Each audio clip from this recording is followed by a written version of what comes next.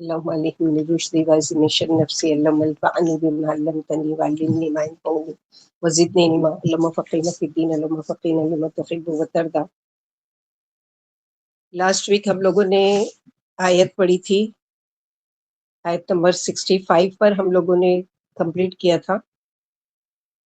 تو 65 میں آیت جو کمپلیٹ ہو رہی ہے وہ کیا ہے؟ الحمدللہ رب العالمین. تمام قسم کی تعریف کس کے لیے ہے؟ اللہ رب العالمین کے لیے. تو اور اسی آیت میں کیا کہا گیا ہے؟ لا الہ الا ہوا فادعوہ مخلصین لہ الدین. پھر پکارو اس کو مخلصین لہ الدین، خالص کرتے ہوئے اسی کے لیے دین. تو یہ فدعوہ کیا ہے؟ دعا بھی ہے اور عبادت بھی ہے. یعنی عبادت بھی اللہ کی اور دعا بھی اللہ ہی سے، اور خالص کرتے ہوئے یعنی عبادات میں یا دعا میں ذرہ برابر بھی اگر ریاکاری آ گئی یا دکھاوا آ گیا تو وہ عبادت اللہ کے لیے نہیں ہوگی، کیونکہ اللہ تعالیٰ کے لیے قولی، فعلی، مدح، ثنا سب صرف اور صرف کس کے لیے ہونا چاہیے؟ اللہ تعالیٰ کے لیے. جیسے ہم روز پڑھتے ہیں نا، ایاک نعبد و ایاک نستعین. تو مخلص ہوتے ہوئے دین کو یعنی خالص، جیسے سورہ بینہ 30 پارے میں پڑھیں گے، لہ الدین مخلصین لہ الدین، وہاں پر بھی یہی آیت آتی ہے کہ اسی کے لیے دین کو خالص کرتے ہوئے. یعنی اللہ سبحانہ وتعالیٰ کیا جو دین قابل قبول ہے اس میں کیا ہے؟ اول تو وہ اسلام ہونا چاہیے، ان الدین عند اللہ الاسلام. اور دوسری چیز جو ہونا چاہیے وہ خالص دین، پیور. اللہ تعالیٰ کو ملاوٹ نہیں چاہیے کسی بھی چیز کو. دنیاوی امور میں تو تم تھوڑی بات دھوکے بازی کر لیتے، تھوڑا یہ ملا دیتے، تھوڑا وہ ملا دیتے، تھوڑا یہ کرتے ہو. حالانکہ وہ بھی اگر کسی کو یہ چیز بیچ رہے ہو، وہ کر رہے ہو، تو ایک دھوکہ والا بزنس ہے. لیکن خیر تم کرتے. لیکن اللہ تعالیٰ کی جب عبادت ہے تو اس میں اللہ تعالیٰ کو رائی بھی ہے نا، رائی کے دانے کے برابر بھی کوئی چیز بیچ میں نہیں چاہیے. ڈائریکٹ اللہ تعالیٰ کو تو پکارنا ہے، ڈائریکٹ اللہ کو مخلصین لہ الدین، خالص کرتے ہوئے. جیسے سورہ بقرہ میں پڑھ چکے، جب رمضان کی آیتیں تھی، وَإِذَا سَأَلَكَ عِبَادِي عَنِّي فَإِنِّي قَرِيبٌ اجیب دعوت الداعی اذا دعانی فلیستجیبوا لی ولیؤمنوا بی لعلہم یرشدون. کہ چاہیے کہ وہ بھی جب مجھے پکارتے ہیں تو میں ان کو جواب دیتا ہوں، میں ان کی دعا قبول کرتا ہوں. اب ان کو بھی چاہیے کہ وہ میری مانیں. کیا مانے اللہ تعالیٰ کی؟ کہ پھر میرے ساتھ دین کو خالص کرتے ہوئے، میرے ساتھ کوئی ملاوٹ والا دین نہیں لے کر آئے. اسی طرح حمد کے ساتھ اللہ کی عبادت کرنا ہے، حمد کے ساتھ اللہ کی تسبیح بیان کرنا ہے. حمد کیا ہوتی ہے؟ الحمدللہ رب العالمین میں حمد ہم لوگ خالی یہ ترجمہ کرتے تھے تمام قسم کی تعریفیں اللہ کے لیے. نہیں، محبت اور تعظیم رکھتے ہوئے اللہ تعالیٰ کا وصف بیان کرنا، تعریف بیان کرنا. یعنی خالی یہ نہیں تمام قسم کی تعریف اللہ رب العالمین کے لیے، نہیں، محبت کے ساتھ اور عظمت کے ساتھ اللہ تعالیٰ کی تعریف اور اللہ تعالیٰ کے وصف کو بیان کرنا، اللہ تعالیٰ نے جو کوالٹی ہے وہ بیان کرنا. تو یہ حمد کہلاتی ہے. ایک دعا ہم لوگ یاد کریں گے، 2 ورڈز کی دعا ہے اور بہت ہی جامع دعا ہے. انشاءاللہ سب لکھیں گے اور سب یاد کریں گے اور اپنے سجدوں میں، اپنی دعاؤں میں اس کو کمپلسری کریں گے. ایک اعرابی نے نبی صلی اللہ علیہ وسلم سے کہا کہ مجھے کوئی دعا سکھا دیجئے، امید ہے کہ اللہ مجھے اس سے فائدہ دیں گے. یعنی اعرابی یعنی بدو، جو دیہاتی وغیرہ ہوتے تو آپ صلی اللہ علیہ وسلم سے جب علم سیکھنے آتے تھے تو ایسی کوئی چیز کا سوال کرتے تھے. اور صحابہ کرام اتنے حریص ہوتے تھے، چونکہ اللہ کے نبی صلی اللہ علیہ وسلم کا بہت رسپیکٹ تھا ان کی نظر میں، بہت عزت کرتے تھے، آپ کی بہت اکرام کرتے تھے، تو وہ جلدی سوال کرنے سے ہچکچاتے تھے. تو صحابہ کرام کا کہنے کہ جب کوئی اعرابی آتا تھا تو ہم بہت خوش ہو جاتے تھے، کیونکہ وہ علم سیکھنے آتا تھا اور وہ بہت سوال کرتا تھا، اور اس کے سوال کرنے سے ہم اس لیے خوش ہوتے کہ ہم کو بہت ساری نالج مل جاتی تھی، ہم کو بہت زیادہ یعنی علم حاصل ہو جاتا تھا اور ہم اس کو نوٹ کر لیتے تھے، لکھ لیتے تھے. تو ایسے ہی ایک اعرابی آیا آپ صلی اللہ علیہ وسلم کے پاس اور کہا کہ مجھے کوئی دعا سکھا دیجئے، امید ہے کہ اللہ مجھے اس سے فائدہ دیں گے. آپ صلی اللہ علیہ وسلم نے فرمایا، کہا کرو اللہم لک الحمد کلو و الیک یرجو امر کلو. کتنی چھوٹی سی دعا ہے اور کتنی جامع دعا ہے. کیا معنی ہے؟ اے اللہ آپ کے لیے ہی سب تعریف ہے اور آپ ہی کی طرف سب کام لوٹتے ہیں. تو یہ دعا پڑھ کر اگر انسان دعا کرے تو انشاءاللہ دعا قبول ہوگی، اس کے مسائل حل ہوں گے. 2 ورڈز کی جامع دعا، تو لکھیں گے بھی اور یاد بھی کریں گے. لکھو اللہم لک الحمد کلو و الیک یرجو امر کلو. اپا اللہم لک الحمد، حمد کلو، اللہم لک حمد کلو پیش کے ساتھ، و الیک اور آپ ہی کی طرف، یرجو لوٹائے جاتے ہیں، امرو معاملات، کلو سارے کے سارے. اللہم لک الحمد کلو وَإِلَيْكَ یرجو و الیک یرجو امر کلو. ورڈ ٹو ورڈ معنی آپ لوگوں کو اچھے سے آتے ہیں، سمجھ کر پڑھیے اور دعا مانگیے اللہ تعالیٰ سے. جب بھی کوئی اللہ کے سپرد اپنا معاملہ کرنا ہے تو یہ دعا، اللہ تعالیٰ سارے معاملہ میں آپ کے وفوض امری اللہ، اس سے پہلے جو ہم پڑھ چکے. تو یہاں اللہ کی حمد کے ساتھ ہو گیا. لکھے سب؟ نیکسٹ ٹائم میں پوچھوں تو یاد رہے گا سب کو؟ جی باجی. ابا جی اللہم لک الحمد کلو الیک یرجو امر اللہ. امرو تو امر کلو، وہ الیکا کے بعد یرجو ہے کہ یرجو ہے؟ یرجو یرجو یرجعو نہیں، یرجو. امرو کلو. پاپا این نہیں آئے گا نا، جیم این آئے جیم گا. پہ نہیں اپا نہیں، جیم یرجو ہے نا، اپا یرجو جیم پہ زیر یرجو. آئے گا نا. یا را کے اوپر یہ جزم. جزم اور جیم واو جو، یرجو. اپا واو آئے گا، آئین نہیں آئے گا. واو ہے، یرجو رحمت امر کلو. باجی ایک بار پھر بول دیجیے نا، میں لکھ نہیں پائی تھی. اپا میں بھیجتی ہوں گروپ میں. اللہم لک الحمد کلو و الیک یرجو امر کلو.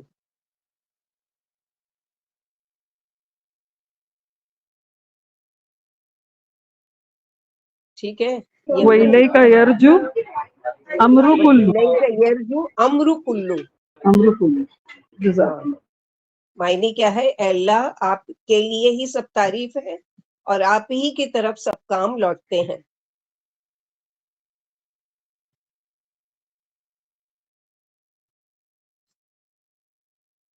جسے پڑھتے ہیں اللہم رحمتک ارجو فلا تکلنی الی نفسی طرفۃ عین.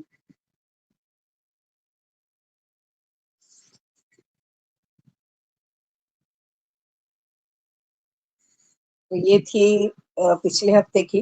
آگے کی آیت آج کی دیکھتے ہیں ہم لوگ. قل انی نخیت ان اعبد الذین تدعون من دون اللہ لما جاءنی البینات من ربی وامرت ان اسلم لرب العالمین. قل، آپ صلی اللہ علیہ وسلم سے کہا جا رہا ہے کہ کہہ دیجئے. کیا کہہ دیجئے؟ کہ میں روک دیا گیا ہوں، مجھے منع کر دیا گیا ہے. کہہ دیجئے مجھے روکا گیا ہے کہ میں عبادت کروں ان ہستیوں کی یا پکاروں ان ہستیوں کو جن کو تم پکارتے ہو اللہ کے سوا. جبکہ لما جاءنی البینات من ربی، یعنی جبکہ آ گئی میرے پاس واضح نشانیاں، واضح آیات، اس کے باوجود میں اللہ تعالیٰ کے سوا کسی کو پکاروں. تو بینات جو ہے، بینہ کی جمع ہے. بینہ کہتے ہیں کھول کھول کر بیان کرنے والی چیز، یعنی وہ سارے دلائل، ساری نشانیاں جو میرے پاس آ گئی ہیں، جنہوں نے حقیقت کو کھول کھول کر بیان کر دیا ہے اور مجھے حکم دیا ہے کہ میں اللہ ہی کی اطاعت کروں. یعنی پھر میں یہ دلیل آ جانے کے بعد میں کسی اور کی وہ کروں، یعنی پتھر کی مورتیاں اور انبیاء، سورج، چاند وغیرہ، جبکہ آ چکی ہے میرے پاس کھلی کھلی نشانیاں میرے رب کی طرف سے. کیا نشانی آ گئی ہے؟ کہ یہ سب تمہارے کوئی معبود نہیں ہے، یہ سب تمہاری کوئی مدد نہیں کر سکتے، یہ سب تمہاری کوئی کام نہیں آ سکتے اللہ کے سوا۔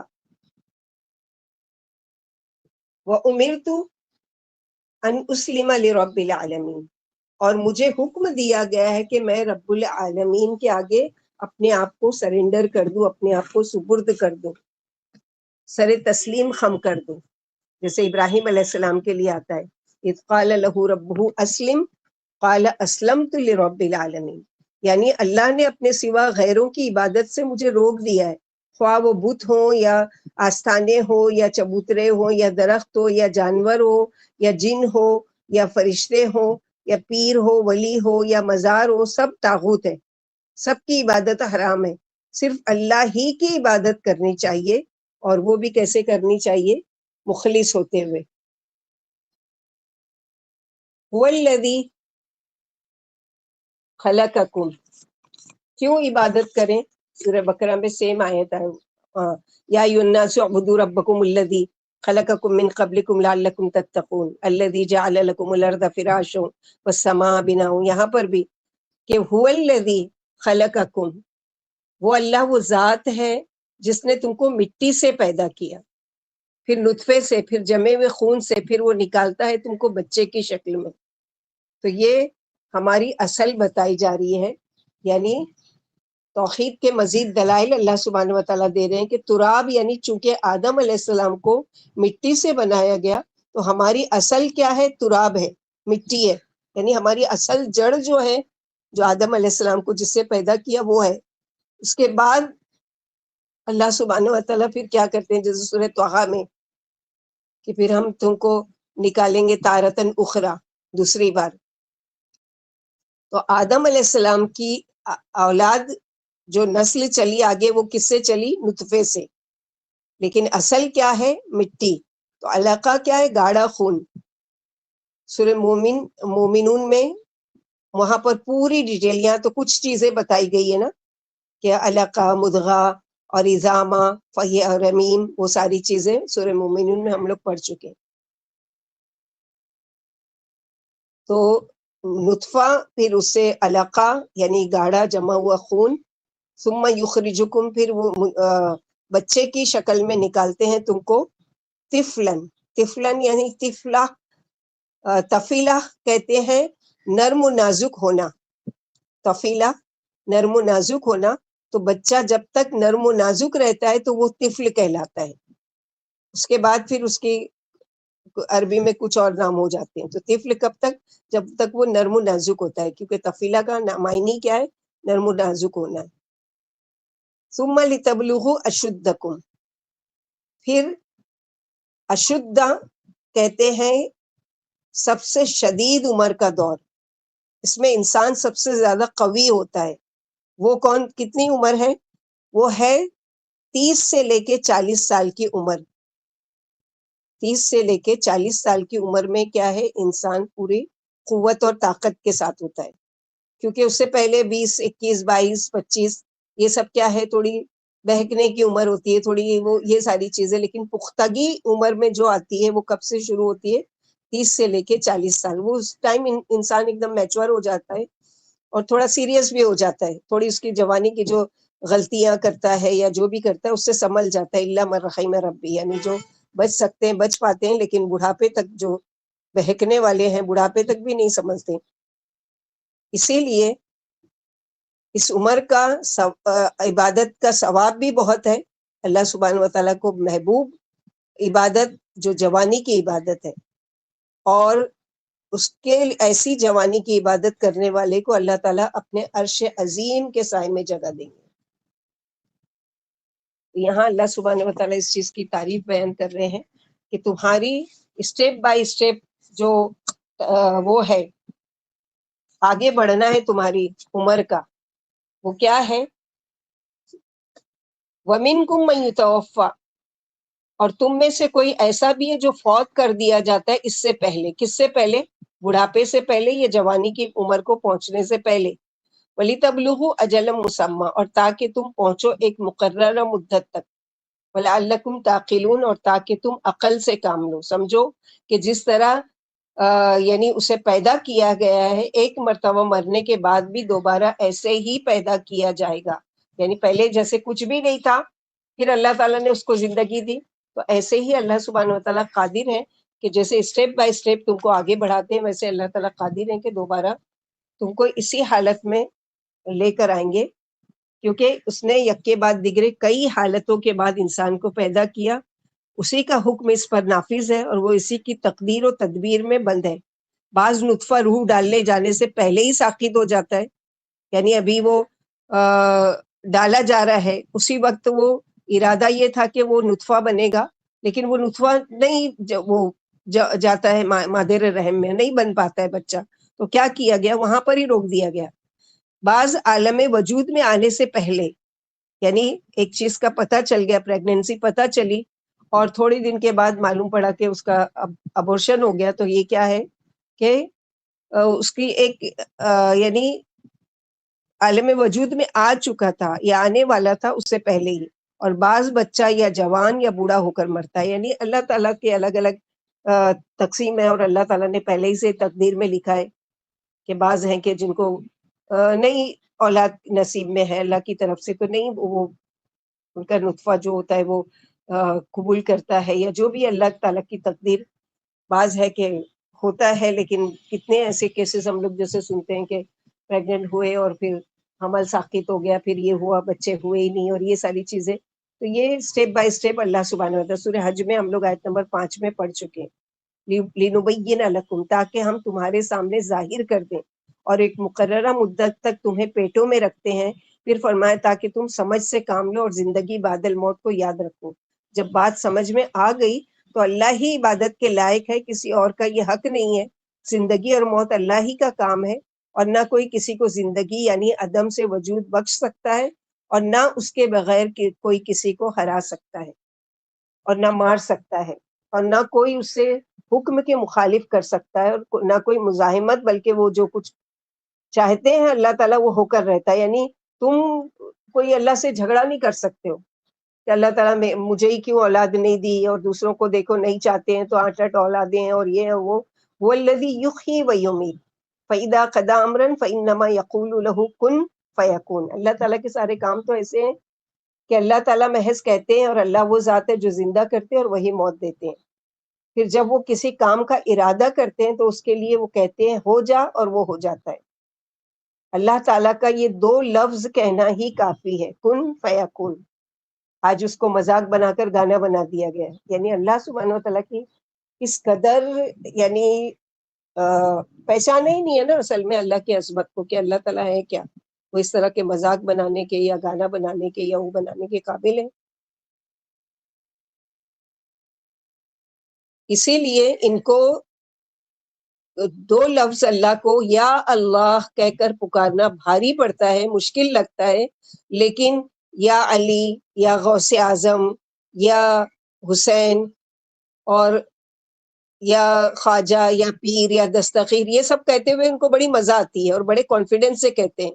اور اگر ان کو روکا جائے تو اس کے لیے کیا کہتے ہیں کہ نہیں، اللہ سے تو نہیں ڈر لگتا ان کو یہ سب چیز کرتے ہوئے، لیکن لوگوں سے ڈر لگتا ہے کہ اگر ہم کو ان کو یا کہہ کر پکاریں گے نہیں تو یہ ناراض ہو جائیں گے، اور ناراض ہو جائیں گے تو ہمارا یہ اور یہ نقصان ہو جائے گا. تو یہ ان کا یعنی عقیدہ ہے جو کہ شرکیہ عقیدہ ہے کہ نفع و نقصان کے مالک کون ہے؟ اللہ سبحانہ و تعالیٰ کی ذات.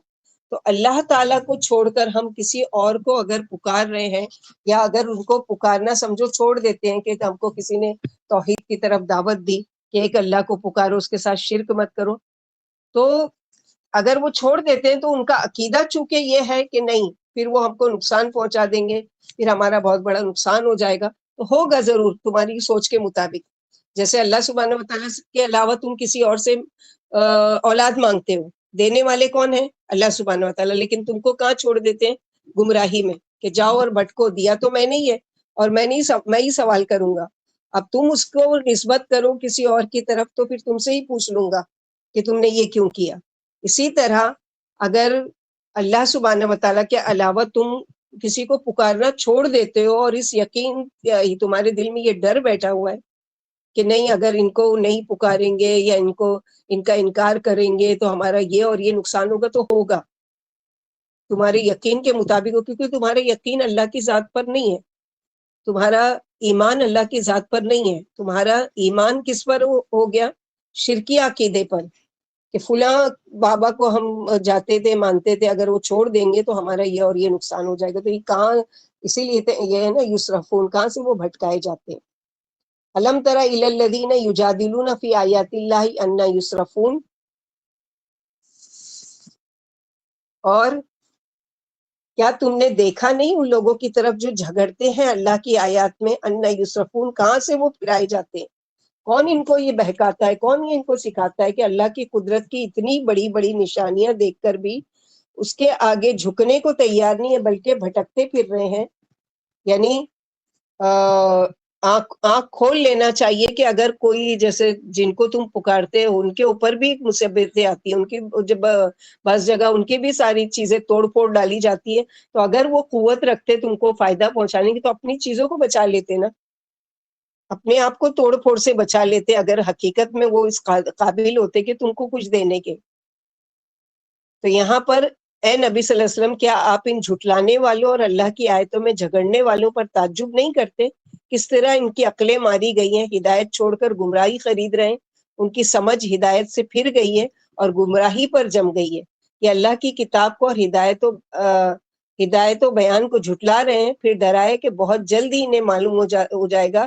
یعنی یہ شامت کے مارے اللہ کے عذاب کو للکار رہے ہیں، اور جو ان کے الذین کذبوا بالکتاب وبما ارسلنا به رسلنا فسوف یعلمون، قریب وہ جان لیں گے، بہت جلدی انہیں معلوم ہو جائے گا. یعنی یہ شامت کے مارے اللہ کے عذاب کو للکار رہے ہیں جو ان کے سروں پر منڈلا رہا ہے، اور جلد ہی آدھا بوچے گا، پھر پیچھا چھڑانے پر قادر نہ ہوں گے.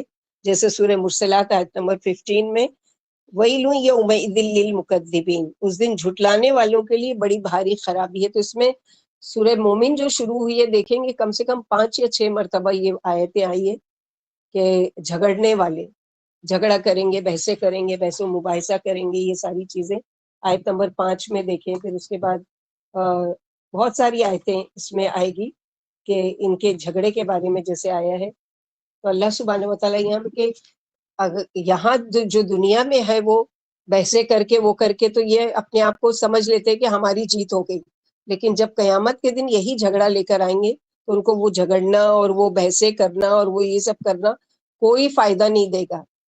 ان قریب ان کو بتا دیا جائے گا کہ تم خسارے میں ہو.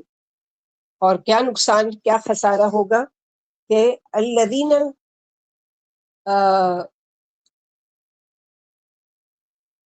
الذین کذبوا بالکتاب وبما ارسلنا به رسلنا فسوف یعلمون، وہ لوگ جو کتاب کو جھٹلاتے ہیں اور اس چیز کو جس کے ساتھ ہم نے اپنے رسولوں کو بھیجا.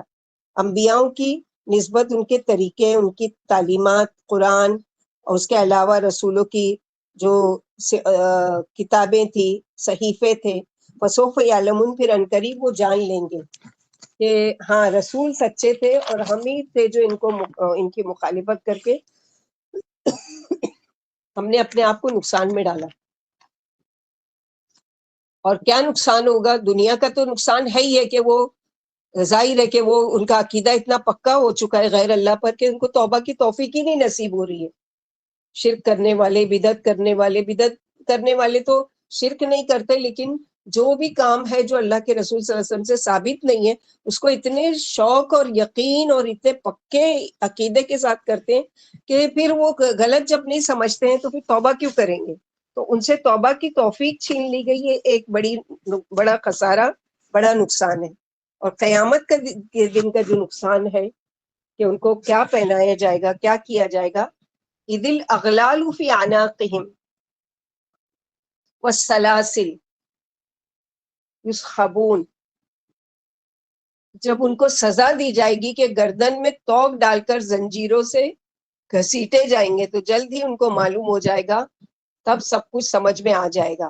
یعنی اس دن وہ ذلیل اور رسوا کیے جائیں گے. آج تو تکبر کی وجہ سے نہیں مانتے نا، یا پھر اپنی ضد اور انا کی وجہ سے، نہیں ہمارے آباء و اجداد ایسے تھے، کیا وہ غلط تھے، کیا یہ ساری چیزیں تکبر کی نا. اللہ کی بات آ گئی تو اللہ کے آگے تو رسول بھی نہیں، تو اللہ کے آگے اپنے ماں باپ اور اپنے آباء و اجداد کہاں سے آ گئے. تو توق و سلاسل ان کی گردنوں میں ہوں گے، اور زنجیروں کا دوسرا سرا محافظین جہنم کے ہاتھ میں ہوگا. یعنی جیسے ہوتے ہیں نا راستے میں چلتے ہوئے، آپ لوگوں نے دیکھا ہوگا کبھی جو لوگ یہ ڈاگی وغیرہ پالتے ہیں، اور وہ کیا کرتے ہیں کہ ایک تو پٹا گلے میں اور ایک ہاتھ میں ان کے مالک کے جو پٹا ہوتا ہے یا زنجیر ہوتی ہے جو بھی ہوتی ہے. تو وہاں پر بھی یہ مثال جیسے کالخ سعو اللہ تعالیٰ نے استعمال کیا ہے جہنمیوں کے لیے. چپ رہو، مجھ سے بات بھی مت کرو، مجھ سے کوئی پکار بھی مت کرنا، یعنی کتے کی طرح ان کو دھتکار دیا جائے گا، ڈانٹ دیا جائے گا. تو یہاں سزا بھی کیسی مل رہی ہے کہ ایک سرا، ایک توق و سلاسل تو ان کے گردن میں ہے، اور دوسرا سرا جو جہنم کے محافظین ہیں ان کے ہاتھوں میں ہوگا، جو انہیں کبھی منہ کے بل سخت کھولتے ہوئے پانی میں گھسیٹیں گے اور کبھی جہنم کے خوفناک آگ کے شعلوں میں. جیسے کہ سورہ رحمان آیت نمبر 43-44 میں فرمایا ہادی جہنم التی یکذب بہا، یہ ہے وہ جہنم جسے مجرم جھٹلایا کرتے تھے. سورہ دخان میں فرمایا ان شجرۃ الزقوم، اور یاد رکھو سورہ دخان آیت نمبر 43 سے 50، یاد رکھو زقوم کا درخت گناہگاروں کی غذا ہے، جو تلچھٹ کی طرح ہے اور جو پیٹوں میں گرم پانی کی طرح کھولے گا. فرشتوں سے کہا جائے گا کہ انہیں پکڑ کر اور گھسیٹ کر بیچ جہنم میں ڈال دو، پھر سر کے اوپر سے سخت کھولتا ہوا پانی بہاؤ اور کہو کہ چک چک لو، چک تو عزت والا. یعنی دنیا میں تو بڑا چودھری اور بڑا لیڈر اور بڑا وہ بنتا تھا، یہ ہے وہ جس میں تو شک کیا کرتا تھا، یعنی جہنم ہے یا نہیں، اس کا عذاب ایسے ہی بولنے کی چیز ہے اور یہ ہے، تو آج چک یہ ساری چیزیں. فی الحمیم ثم فی النار یسجرون، جہنم کی طرف کھولتے پانی میں، پھر آگ کی طرف وہ جھونکے جائیں گے. اللہم حفظنا منہم اللہم لا تجعلنا منہم، یعنی اللہ تعالیٰ سے پناہ مانگنا چاہیے جہنم کی آیتوں سے گزرتے ہوئے یا جہنم کے عذاب کے بارے میں سن کے. سورہ حاقہ میں بھی ہے، بہت ساری جگہ سلاسل اور یہ ساری چیزوں کا اللہ تعالیٰ نے ذکر کیا ہے. اور ایسا نہیں ہے کہ ایک زنجیر تھی اس کے گلے میں ڈالی گئی اور وہ آرام سے کھینچ کے لیا جا، نہیں، 70,000 اس کی وہ ہوگی، یعنی 70 اس کے اوپر وہ زنجیریں ہوگی جس سے وہ گھسیٹا جا رہا ہوگا. تو سوچو اس کا جسم کتنا بڑا بنا دیا گیا ہوگا کہ ایک زنجیر سے اس کو نہیں کھینچ سکتے، 70 لگامیں ہوں گی. جیسے جہنم کے لیے آتا ہے نا کہ جہنم کی 70 لگامیں ہوں گی اور ہر لگام کو 70,000 فرشتے گھسیٹ رہے ہوں گے. جہنم جو سزا دینے کی چیز ہے وہ اتنی ہیوج ہے، اتنی بڑی ہے، تو ظاہر ہے اس سے کیا پتہ چلتا ہے کہ اس میں ڈالے جانے والے بھی کیسے ہوں گے، ایسے ہی ہوں گے. تو ان سے کہا جائے گا کہ دنیا میں تو تم بڑے وہ یعنی انکاری تھے، بہت اپنے آپ کو بڑی چیز سمجھتے تھے، تکبر اور گھمنڈ کی وجہ سے اللہ کی بات نہیں سننا چاہتے تھے، جہنم کے عذاب کو تم مذاق سمجھتے تھے. جیسے ابو جہل کیا کرتا تھا کہ زقوم کا وہ کیا گیا جب ذکر، تو اس نے کیا کہا تھا کہ یہ کھجور اور یہ ہوتا ہے پنیر، اس کو ملا کے کیا کیا جائے کھا کے کہ یہ زقوم ہے. آج اس کو پتہ چل گیا ہوگا نا مرنے کے بعد کہ زقوم اصل میں ہے کیا چیز، اور جہنم میں تو کھانے کے لیے بھی دے دیا جائے گا. اللہم حفظنا منہم، اللہ تعالیٰ ہم کو جہنم کے عذاب سے محفوظ رکھے. تو ان سے کہا جائے گا یہ بات یعنی ان کو جھڑکی کی وجہ سے طور پر ذلیل و شرم سار کرنے کے لیے کہی جائے گی. آج تمہارے معبود کہاں گئے، کیوں تمہاری مدد نہیں کرتے، اور کیوں سفارش کر کے عذاب سے نہیں چھڑا دیتے. جواب دیں گے کہ ہائے وہ تو ہمیں، یعنی ثم قیل لہم این ما کنتم تشرکون، جب ان سے کہا جائے گا کہ کہاں ہے وہ جو تم کو شریک جن کے اوپر تم کو بڑا گمان تھا، ہمارے پیر ہیں وہ اللہ کے سامنے ہم سے ہمارے بارے میں جھگڑا کر لیں گے اور ہم کو چھڑا لیں گے، اور انہوں نے تو دنیا میں ہم سے وعدہ کیا تھا کہ ہم تم کو جنت میں لے کر جائیں گے، جبکہ ان کی خود کی گارنٹی نہیں ہے کہ وہ جنتی ہے یا کیا ہے، اللہ عالم. اگر وہ چاہتے ہیں کہ وہ شرک کریں، ان کو پکارا جائے اور پھر وہ خوش تھے اپنے پکارے جانے پر، تو کیسے وہ جنتی ہو سکتے ہیں؟ جیسے کہ سورہ مائدہ میں پڑھ چکے کہ اللہ سبحانہ و تعالیٰ عیسیٰ علیہ السلام اور مریم علیہ السلام سے کہیں گے کہ کیا تم اور تمہاری والدہ یہ چاہتے تھے کہ تم میرے ساتھ شریک ٹھہرائے جاؤ؟ تو عیسیٰ علیہ السلام کیا جواب دیں گے کہ یا رب اگر میں نے کہا ہے تو آپ کو تو پتہ ہی ہے کہ میں نے کہا ہے، آپ سے تو کوئی چیز چھپی ہے ہی نہیں، اور اگر میں نے نہیں کہا ہے تو آپ وہ بھی بہتر جانتے ہو، یعنی آپ کو ہر چیز کا پتہ ہے۔ تو عیسیٰ علیہ السلام، کیونکہ لوگوں نے سوال کیا نا، اچھا ٹھیک ہے یہ پیر ہے، یہ قبر والے، یہ بت ہیں، اور یہ شجر ہے، درخت ہے، جن جن کی پوجا دنیا میں کی جاتی تھی وہ سب جہنم میں ڈالے جائیں گے، تو عیسیٰ علیہ السلام اور مریم علیہ السلام کی بھی تو پوجا کی جاتی ہے، کیا ان کو بھی؟ اس پر اللہ تعالیٰ نے قرآن میں جواب دیا اگر وہ یہ چاہتے تھے تو ہم تو ان کو بھی جہنم میں ڈالیں گے، لیکن وہ ہرگز بھی نہیں چاہتے تھے، کیونکہ وہ اللہ کے رسول بنا کے بھیجے گئے۔ رسول کیسے کوئی ایسی بات کا حکم دے سکتے ہیں کہ تم میری سورہ آل عمران میں بتا دیا گیا کہ ھذا صراط مستقیم، یہ سیدھا راستہ ہے، اور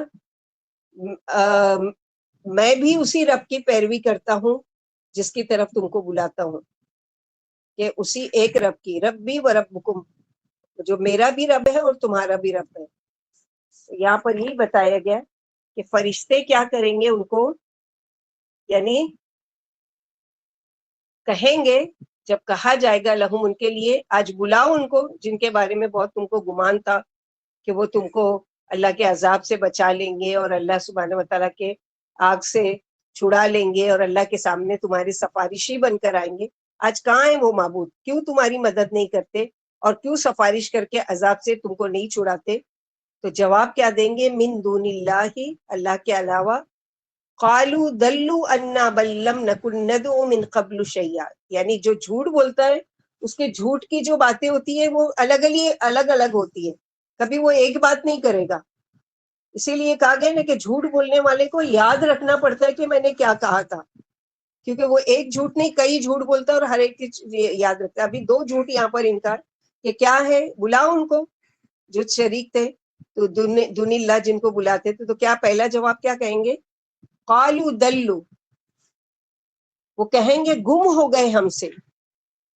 پہلا جواب یہ کہ ہاں، یعنی اقرار ہے نا کہ ہاں تھے دنیا میں، ہم ان کو پکارتے تھے، وہ ہمارے معبود تھے، لیکن آج کہیں نظر نہیں آ رہے، آج گم ہو گئے۔ فوراً ہی دوسرا جھوٹ کیا بولیں گے؟ نہیں نہیں نہیں، ہم تو کسی کو بھی نہیں پکارتے تھے اس سے پہلے۔ یعنی ایک مجرم جو ہوتا ہے جب بوکھلایا ہوا ہوتا ہے تو کیا ہے، کبھی کچھ کہتا ہے کبھی کچھ کہتا ہے، تو ان کا بھی یہی ہے کہ دو تین جھوٹ بول رہے ہیں۔ پہلے تو انکار ہے، پہلے تو اقرار ہے کہ ہاں، یعنی آج نظر نہیں آ رہے وہ، یعنی اس کا مطلب ہم دنیا میں تھے، ان کو پکارتے تھے، وہ ہمارے مشکل کشا، حاجت روا، اور ہم کو گارنٹی دیتے تھے تم کو ضرور ہماری اس طرح اور اس طرح عبادت کر لو، جنت میں ہم تم کو ساتھ میں لے کر جائیں گے، جہنم سے ہم تم کو بچا لیں گے، اللہ کے سامنے تمہارے لیے جھگڑا کر لیں گے۔ آج کہاں ہے؟ گم ہو گئے، کا پتہ نہیں، دکھائی نہیں دے رہے۔ اس کے فوراً بعد دوسرا جھوٹ کیا ہے؟ نہیں نہیں نہیں، ہم تو نہیں پکارتے تھے، کسی کو نہیں پکارتے تھے۔ وہاں پر انکار، تو اللہ تعالیٰ کو نہیں پتا ہے کہ یہ کیسے جھوٹے اور کیسے وہ ہے۔ تو کذالک یضل اللہ الکافرین، اسی طرح اللہ بھٹکا دیتے ہیں کافروں کو۔ یعنی کیسے بھٹکا دیتے ہیں؟ کہ خود 2 باتیں کر رہے ہیں نا بھٹکی ہوئی، خسارے والی، کہ 2 باتوں کا انکار، پہلے اقرار کر رہے ہیں اپنے مشرکوں کو اور بعد میں کیا کہہ رہے ہیں؟ صاف انکار۔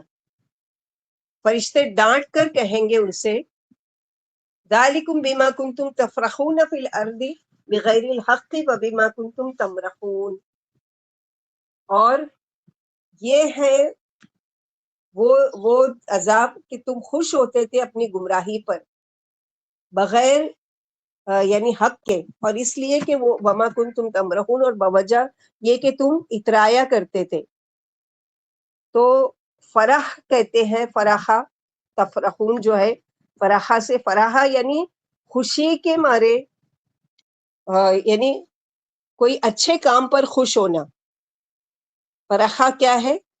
کوئی اچھے کام پر خوش ہونا، مثلا یہ کہ کوئی اچھا کپڑا آپ پہنتے تو آپ کو خوشی ہوتی ہے یا نہیں؟ تو آپ نے کیا کیا؟ فرحت محسوس کی، خوشی محسوس کی۔ اسی طرح اچھا کھانا کھاتے ہیں یا اچھا پکاتے ہیں اور لوگ آپ کی تعریف کرتے ہیں، آپ خوش ہو رہے ہوتے، تو یہ منع نہیں ہے۔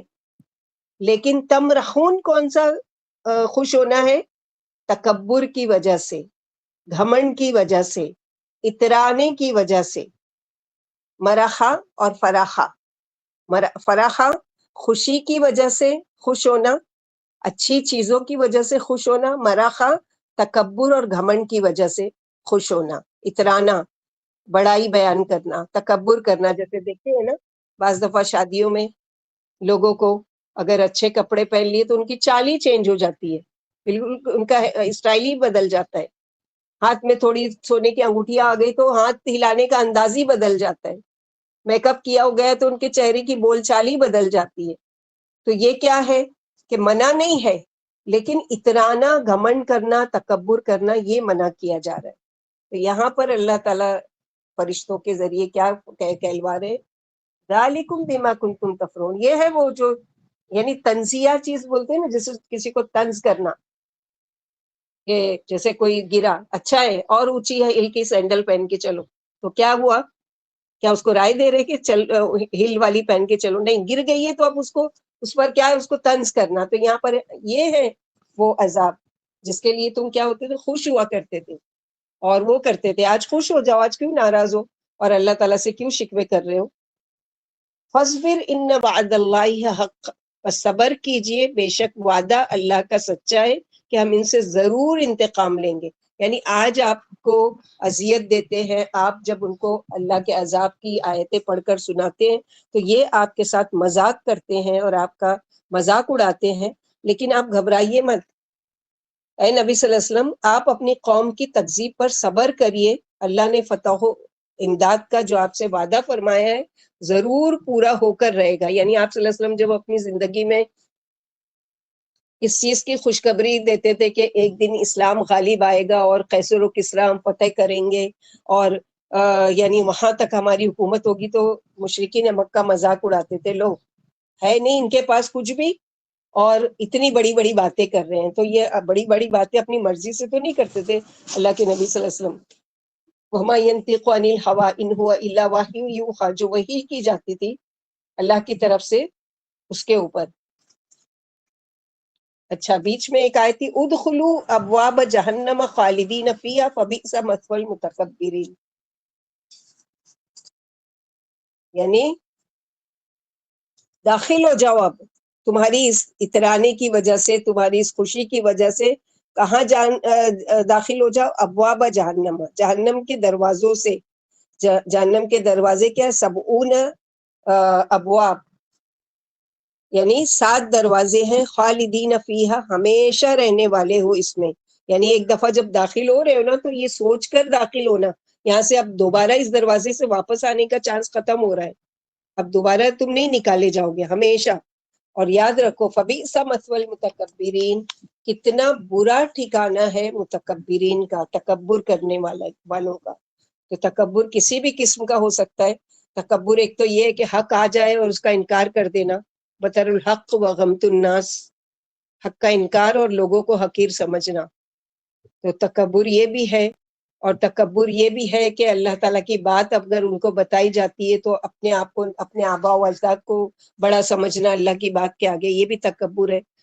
تو اللہ سبحانہ و تعالیٰ یہاں پر اللہ کے نبی صلی اللہ علیہ وسلم کو فاصبر ان وعد اللہ حق فإما نرینک بعد الذی نعدہم او نتوفینک فإلینا یرجعون. تو آپ کیا کیجئے، بس صبر کیجئے، بے شک وعدہ اللہ کا سچا ہے کہ ہم ان سے ضرور انتقام لیں گے. پھر اگر ہم دکھا دیں آپ کو وہ چیز جس کا ہم نے ان سے وعدہ کر رکھا ہے، یعنی ان پر کون سا عذاب آنے والا ہے، اگر آپ کو دکھا دیں یا ہم آپ کو فوت کر لیں، پھر ہماری طرف سب پلٹائے جائیں گے، سب کی واپسی ہماری ہی طرف ہے. ہم سے بچ کر کہاں جائیں گے؟ یعنی جب تک آپ صلی اللہ علیہ وسلم ان کے بیچ میں ہیں ہم ان کو عذاب نہیں دیتے، آپ کے فوت ہونے کے بعد ان پر عذاب بھیجیں گے. یعنی دنیا میں عذاب نہیں ہے، الہی کے بدر کے میدان میں جو مارے گئے مشرکین نے مکہ کے سردار بڑے بڑے اور 70 سے زیادہ قید کیے گئے، تو یہ بھی ایک طرح سے ان کے لیے عذاب تھا، ایک طرح سے سزا تھی. لیکن عذاب جو جیسے دوسری قوموں پر آیا ہے کہ وہاں کے نبیوں کو کہا گیا یہ لوط علیہ السلام کی قوم ہے یا نوح علیہ السلام کی قوم ہے یا سمود ہے یا عاد ہے، یہ سارے ہود علیہ السلام کی قوم ہے، تو ان کے نبیوں کو وہاں سے نکالا گیا، اس کے بعد عذاب بھیجا گیا.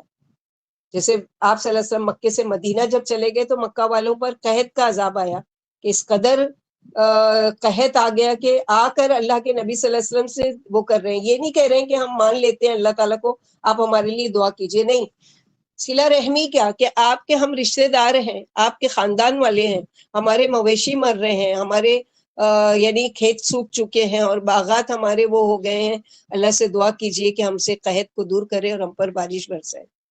تو آپ صلی اللہ علیہ وسلم نے یہ نہیں کہا کہ نہیں تم خود پکارو, تم خود یہ کرو. نہیں, اللہ کے نبی صلی اللہ علیہ وسلم نے دعا کی اور اللہ تعالیٰ نے ان سے قحط کو دور کیا. تو آپ صلی اللہ علیہ وسلم کو تسلی دی جا رہی ہے, اے نبی صلی اللہ علیہ وسلم آپ اپنی قوم کی تکذیب پر, جھٹلانے پر صبر کیجئے. اللہ نے فتح و امداد کا جو آپ سے وعدہ فرمائے اسے ضرور پورا کریں گے. اور بعض فتوحات اللہ کے نبی صلی اللہ علیہ وسلم کی زندگی میں ہو گئی, اور سب سے زیادہ فتوحات جو ہوئی ہیں وہ عمر رضی اللہ تعالیٰ عنہ کے زمانے میں 10 سال کی حکومت میں تقریباً آدھی دنیا سے زیادہ فتح کر چکے تھے. اور آپ صلی اللہ علیہ وسلم کو بھی زندگی میں ہی دکھلا دیا گیا تھا کہ کس طرح سے ہم یعنی کہاں سے کہاں تک اسلامی حکومت ہوگی. چنانچہ دکھایا گیا, جنگ بدر میں مشرکوں کے سرداروں کی بری گت بنی, کچھ جہنم رسید ہوئے, کچھ گرفتار ہو کر لائے گئے. اللہ نے ان کو ذلیل کر کے رسول اللہ صلی اللہ علیہ وسلم کی اور مسلمانوں کی آنکھیں ٹھنڈی کی. پھر اپنے رسول صلی اللہ علیہ وسلم کی زندگی ہی میں نہ صرف مکہ بلکہ تمام عرب آپ کے قبضے میں دے دیا گیا, یعنی آس پاس کے تمام جو عرب کنٹریز تھے وہ سب آپ کے قبضے قدرت میں آ گئے. پھر فرمایا آپ کو فوت کر دیں تو یہ سب ہمارے پاس ہی لوٹ کر آنے والے, اور آخرت میں ہم انہیں سخت عذاب چکائیں گے. یعنی اس سے کیا پتہ چلتا ہے, جو لوگ انکار کرتے ہیں کہ اللہ کے رسول صلی اللہ علیہ وسلم کو یہ نہیں کہنا چاہیے کہ وہ فوت کر دیے گئے ہیں اور وہ دنیا سے چلے گئے ہیں, نہیں ہے وہ پردہ کر کے گئے ہیں اور یہ ہے, ٹھیک ہے, وہ یہ بھی قول اللہ کے رسول صلی اللہ علیہ وسلم کا ملتا ہے کہ ہمارے جسموں کو مٹیاں نہیں کھاتی, یعنی ہمارے انبیاؤں کے جسموں کو مٹی نہیں کھاتی, یعنی ہم کو لیکن فوت تو ہوئے نا, قبر میں دفنائے تو گئے نا, تو یہ چیز کا تو انکار نہیں کرنا چاہیے. ہاں ٹھیک ہے, اپنی قبروں میں کیسے ہیں ولیکن لا تشعرون, لیکن تم شعور نہیں رکھتے. لیکن یہ سرے سے انکار ہی کر دینا, اول تو کتنے یعنی فرقے واریت میں بٹنے کی بھی کتنی شکلیں ہیں. ایک فرقے نے کہا کہ اللہ کے رسول صلی اللہ علیہ وسلم بشر ہے ہی نہیں, نعوذ باللہ, وہ نور من نور اللہ, اللہ کے نور میں سے ایک نور ہے. دوسرے نے کہا کہ نہیں بشر ہے, ٹھیک ہے, رسول تھے وہ اور اللہ کی طرف بھیجا, لیکن فوت ہو گئے یہ نہیں بول سکتے, گستاخی ہے رسول کی. تو پھر یہ کیا ہے, اللہ کے رسول کی گستاخی کر لو یا اللہ کے کتاب کی آیتوں کی گستاخی کر لو. کہ اللہ تعالیٰ کہہ رہے ہیں او نتوفینک, یا ہم فوت کر لیں آپ کو, اور فوت کیے گئے نا, خالی کہا نہیں گیا نا قرآن میں کہ فوت کر لیں, کر دیے گئے نا. جب اللہ کے نبی صلی اللہ علیہ وسلم کا وقت آ گیا تو اللہ سبحانہ وتعالیٰ نے ان کی روح کو قبض کیا, ویسے ہی کیا جیسے عام بشر کا کیا جاتا ہے. فرشتے آئے اور روح قبض کیا, اور یہ ساری چیزیں. پھر آپ صلی اللہ علیہ وسلم کو بھی یعنی کفنایا گیا, دفنایا گیا, غسل دیا گیا, آپ کی بیویوں نے عدت گزاری. یہ سب چیز کیا ہے, اگر وہ فوت نہیں ہوئے ہیں تو پھر کیوں ضرورت تھی امہات المومنین کو عدت گزارنے کی؟ کیوں فاطمہ رضی اللہ تعالیٰ عنہ اور عمر رضی اللہ تعالیٰ عنہ بالکل آپ صلی اللہ علیہ وسلم کی وفات کا سن کر بے قابو ہو گئے؟ عمر رضی اللہ تعالیٰ اتنے شدید صدمے میں چلے گئے, جیسے بولتے ہیں نا بالکل ڈپریشن کا شکار, کہ اگر کوئی کہے گا کہ اللہ کے نبی صلی اللہ علیہ وسلم فوت ہو گئے ہیں تو میں اس کی گردن اڑا دوں گا. پھر ابو بکر صدیق جو بہت دور اندیش, بہت سمجھدار, بہت ریلیکس, یعنی بہت نرم مزاج, انہوں نے پھر خطبہ دیا, وما محمد الا رسول قد خلت من قبل الرسل افإن مات أو قتل انقلبتم على أعقابكم. کیا اگر اللہ کے رسول شہید کر دیے جائے یا فوت کر دیے جائے تو تم اپنی ایڑیوں پر پھر جاؤ گے؟ اور ایک اور خطبہ دیا ابو بکر صدیق نے کہ سن لو, اگر جو اللہ کے رسول صلی اللہ علیہ وسلم کی عبادت کیا کرتا تھا تو سوچ لو کہ ان کا معبود جو ہے وہ فوت ہو چکا ہے, اور جو ایک اللہ کی عبادت کرتا ہے تو وہ حی قیوم ہے, وہ ہمیشہ اور ہمیشہ.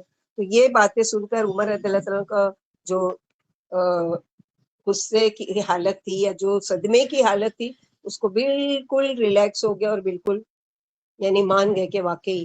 اور صحابہ کرام کہتے ہیں کہ ایسا لگتا ہے کہ آج ہی ہے، یعنی ابو بکر صدیق کے زبانی آل عمران کی آیت سن کر ایسا لگا کہ جیسے آج ہی یہ آیت نازل ہوئی، جبکہ اللہ کے نبی صلی اللہ علیہ وسلم پر وہ آیت آپ کی زندگی میں نازل ہوئی۔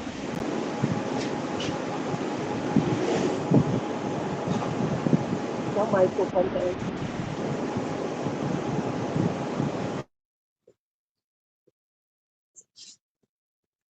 پھر آگے اللہ سبحانہ وتعالیٰ فرماتے ہیں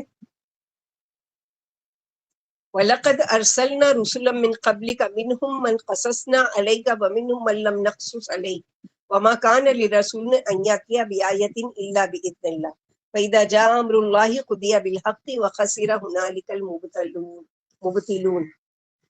اور بلا شبہ ہم نے اس سے پہلے بھی رسول بھیجے، ان میں سے بعض ایسے ہیں جن کے بارے میں ہم نے آپ کو بیان کر دیا، یعنی قرآن میں جیسے نوح علیہ السلام کا، ابراہیم علیہ السلام کا، سلیمان علیہ السلام، یعنی 25 انبیاء ہیں جن کا ذکر قرآن میں آیا ہے۔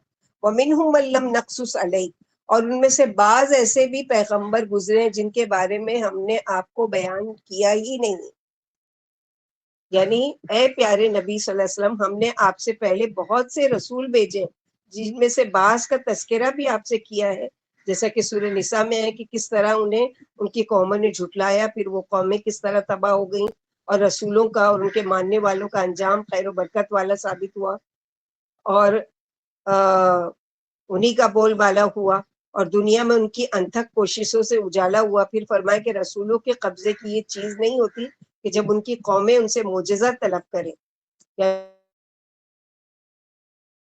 اس آیت سے ہم کو جو 25 انبیاء ہیں، جو پیغمبر ہیں جن کا ذکر قرآن میں کیا گیا، صرف وہی نہیں ہے بلکہ کئی ہیں، جیسے کہا جاتا ہے نا 1,24,000 پیغمبر یا اس سے بھی زیادہ ہو سکتے ہیں، واللہ عالم، اللہ تعالیٰ نے کوئی تعداد نہیں بتائی ہے، لیکن کہا جاتا ہے کہ کم از کم و بیش 1,24,000 پیغمبر آئے، ان سے زیادہ بھی ہو سکتے ہیں، ان سے کم بھی ہو سکتے ہیں، کیونکہ اللہ تعالیٰ نے ایک بات کہہ کر تمام بات کو ختم کر دیا ہے۔ لم نقصص علیک، ہم نے آپ پر ذکر نہیں کیا ہے، تو اس سے کیا پتہ چلتا ہے کہ کئی رسول ہوں گے جن کا ذکر اللہ تعالیٰ نے نہیں کیا، حالانکہ وہ بھی اللہ کی طرف سے بھیجے گئے، ان لوگوں نے بھی اپنا پیغام لوگوں تک پہنچایا، اپنی قوم کی خیر خواہی کی، یہ ساری چیزیں۔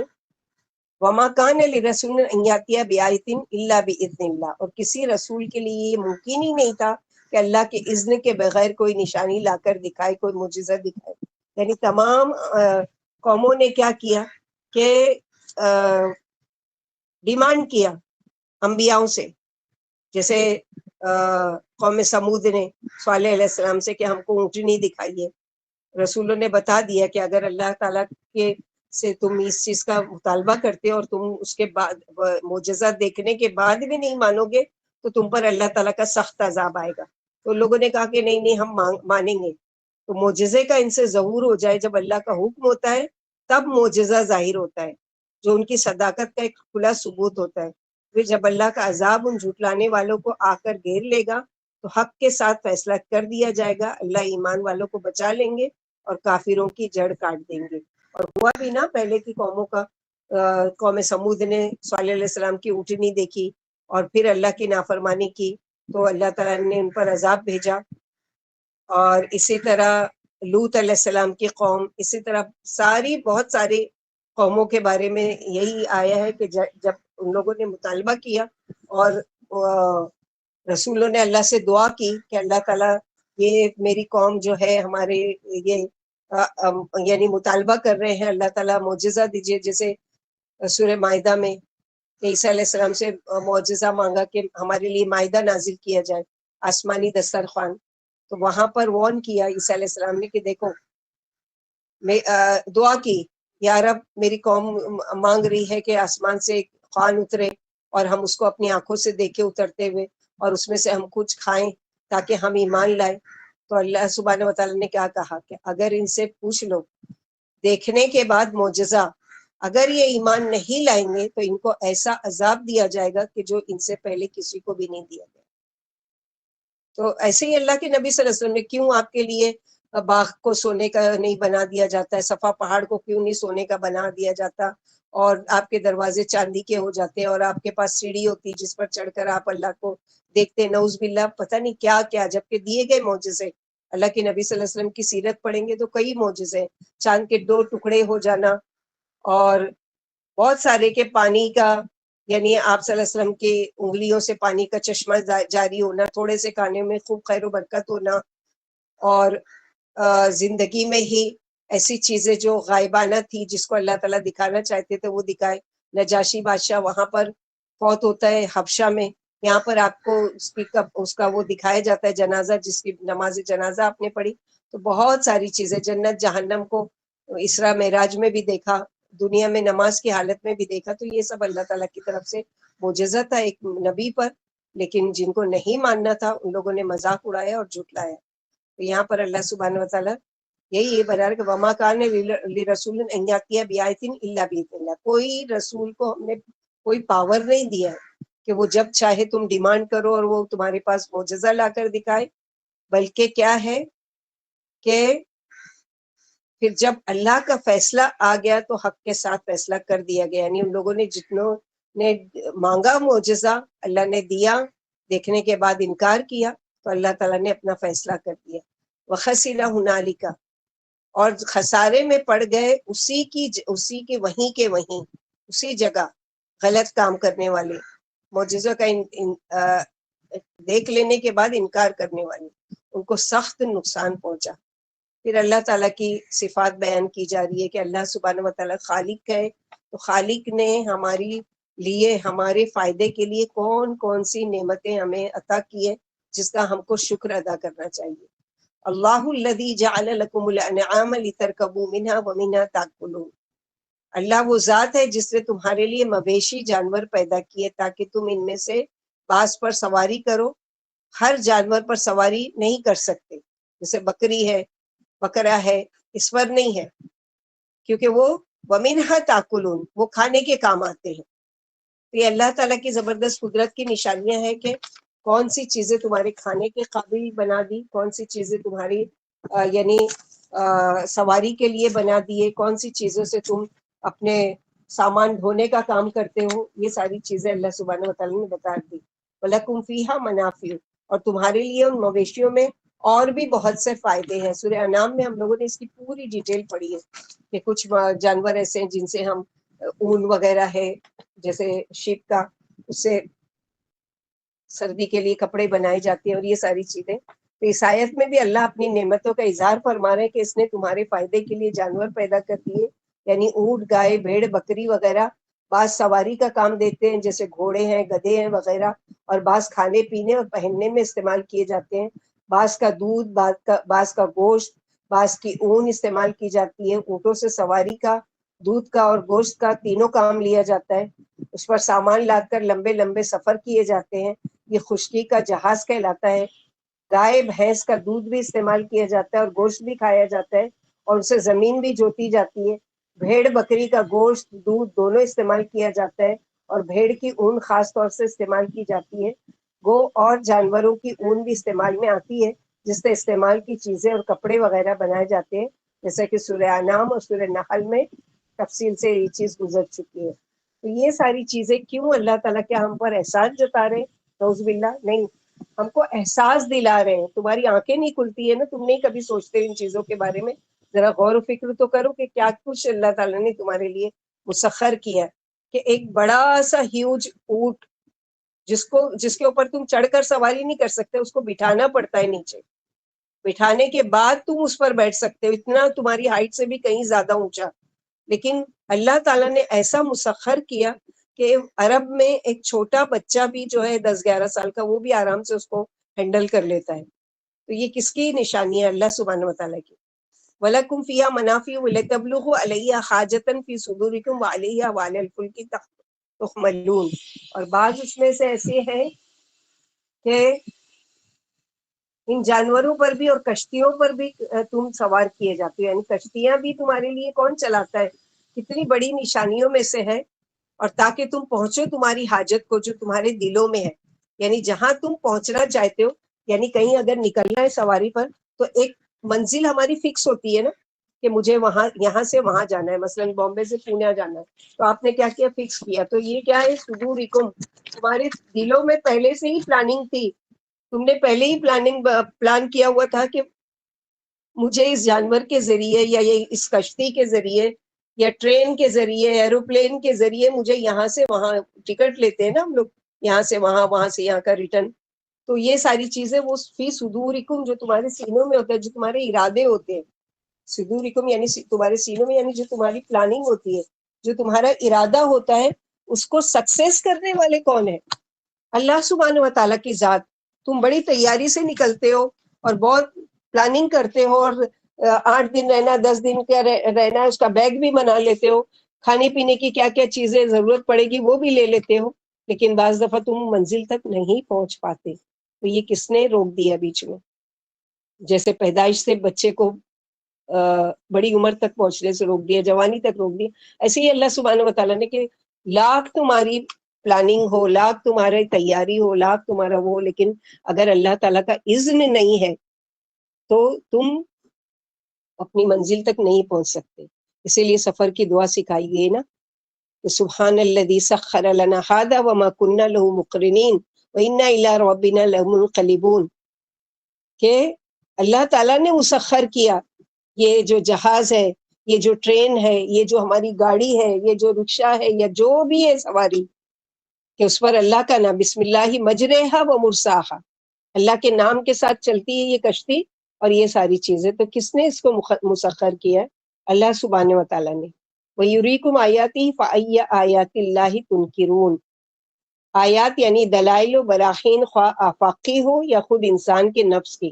یعنی دلائل جو ہے وہ 2 طرح کے ہوتے ہیں، ایک تو ہمارے اپنے نفس میں اور ایک آفاقی ہوتا ہے. آفاقی دلائل کون سے ہیں؟ جو انسان کے نفس کے باہر کی چیز، وہ ساری آفاقی نشانیاں، دلائل. اور ایک نشانی انسان کے نفس میں، ہمارے جسم کی بناوٹ، ہمارے بال کو جہاں ہونا چاہیے وہاں اللہ تعالیٰ نے فٹ کیا، جہاں ہماری آنکھیں ہونا چاہیے وہاں فٹ کیا، جہاں ہماری ناک ہونا چاہیے، یہ نہیں کہ 2 ناک بنا دیتے اور 2 ہونٹ بنا دیتے اور 1 آنکھ بنا دیتے، کیسے ہم نظر آتے. تو احسنی تقویم، اس سے پہلے ہم لوگ پڑھ چکے نا، فتبارک اللہ احسنی تقویم. بہت بابرکت ہے وہ ذات کہ جس نے احسنی تقویم پر تمہاری وہ یعنی پرورش کی اور تمہاری خلقت بنائی. تو یہ کیا ہے؟ اور تم اپنے جسموں پر غور و فکر نہیں کرتے، تو آفاقی دلائل بھی تم کو دی دیے. یعنی یہ کیا ہے؟ تم سے تمہاری جان کے علاوہ جانوروں کی مثال، آسمان و زمین کی مثال، سمندر کی مثال، کشتی کی مثال، یہ ساری آفاقی ہے. یعنی آفاقی یعنی کائنات کی میں غور و فکر. پھر فرمایا کہ تم اللہ کی کس کس نعمت کا انکار کرو گے، یعنی ایک نعمت کے انکار کی بھی گنجائش نہیں، البتہ تمہاری دھاندلی ہے اور ہٹ دھرمی اور وہ ہے ہر چیز، یعنی اور چیز ہے. یعنی تم اگر ڈھیڑ بن جاؤ کہ استعمال تو کرو اللہ تعالیٰ کی دی ہوئی نعمتیں، لیکن اس کا استعمال کر کے تم کیا کرو؟ بجائے شکر کرنے کے کیا کرو؟ پھر کون سی چیز کے تم انکاری ہو؟ یعنی کس چیز کا تم انکار کر سکتے ہو؟ یعنی کوئی چیز ہے تمہاری تو اللہ کی کون سی آیت کا تم انکار کرو؟ یعنی کائنات میں اتنی نشانیاں موجود ہیں، اور کون کون سی نشانیاں تم کو چاہیے؟ یہ جانور، مویشی، پودے، پھل پھول، ہر چیز موجود ہے ہماری عبرت کے لیے. لیکن ہم کیا کرتے ہیں کہ بجائے اس نعمت کو، اور نعمت اتنی ہے وَإِن تَعُدُّوا نِعْمَتَ اللَّهِ لَا تُحْصُوهَا. نعمتیں تو اللہ تعالیٰ کی اتنی ہے کہ تم شمار بھی نہیں کر سکتے، تم گن بھی نہیں سکتے. روزانہ کتنی ویرائٹی کے ہم کھانے کھاتے ہیں، کتنی ہم نیند میں یعنی کتنی ہم نیند پوری کرتے ہیں، دن بھر میں کتنی سانس لیتے ہیں، کتنی ہماری زندگی کی یہ ساری نشانیاں ہم گن سکتے ہیں اپنی سانسوں کو؟ آج تک کوئی بھی سائنس اتنا ترقی کر چکا ہے، یہ نہیں بول سکتا کہ دن بھر میں انسان اتنی اور اتنی سانس لیتا ہے. نہیں، اللہ سبحانہ و تعالیٰ یعنی کتنا گنے گا اس کو؟ تو کئی ایک دن کا ملین ٹریلین، 1 گھنٹے کی نہیں لے سکتے، 1 گھنٹے میں آپ نے کتنی سانسیں لی؟ کون ہے جو گن سکتا ہے؟ تو یہ چیز کیا ہے؟ سانس اندر گئی تو زندگی ہے، سانس باہر آئی تو زندگی ہے، اور یہی سانس روک دی گئی تو انسان فوت ہو جاتا ہے. تو یہ اللہ کی نشانیوں میں سے نہیں ہے. وَيُرِيكُمْ آیَاتِهِ، اللہ تعالیٰ کھول کھول کر بیان کرتے ہیں، لیکن تم کیا کرتے ہو؟ بجائے شکر کرنے کے کہ الحمدللہ، تم کفر کرتے ہو، یعنی انکار کرتے ہو، اللہ تعالیٰ کی ناشکری کرتے ہو۔ افلم یسیروا فی الارض فینظروا کیف کان عاقبۃ الذین من قبلہم کانوا اکثر منہم واشد قوة وآثارا فی الارض فما اغنی عنہم ما کانوا یکسبون۔ کیا بھلا وہ زمین میں چلے پھرے نہیں، پس وہ دیکھتے کہ ان سے پہلوں کا کیسا انجام ہوا، یعنی قرآن میں بھی بتا دیا گیا، اور بہت سارے کھنڈرات اور آثار بھی موجود ہے زمین پر کہ چلو پھرو تو دیکھو، ہم خود ہمارے انڈیا میں، عرب میں، اور وہاں پر تو دور کی بات ہے، یہاں پر جاتے ہیں کبھی دیکھتے ہیں کتنے بڑے بڑے قلعے، کتنی محنت سے ان لوگوں نے بنائے ہوں گے، کتنے دن اس میں رہے ہوں گے، کتنا استعمال کر سکے۔ آج یہ قلعے کیا ان کو اتنی جگہ دے سکے جتنی ان کی ہائٹ تھی، بس اتنی جگہ ملی زمین میں، اتنے بڑے قلعے میں کیا وہ سما سکے؟ بھلے سے ان کی قبریں اس میں بنا دی گئی، تاج محل میں یعنی جو یہ تھا بادشاہ تھا اور اس کی ملکہ تھی ممتاز، اور یہ کون سا بادشاہ تھا وہ؟ شاہجہان، شاہجہاں۔ شاہجہاں۔ شاہجہاں اور ممتاز، آج بھی اس کی قبر ہے اس کے اندر، تو کیا اتنا بڑا محل اس کے اس قبر میں جانے سے بچا سکا؟ یا پورے بولتے ہیں کہ جتنا بھی پورے محل ہے، یہ جو تاج محل ہے، پوری ہماری قبر بن جائے، کیا ہو سکتی تھی؟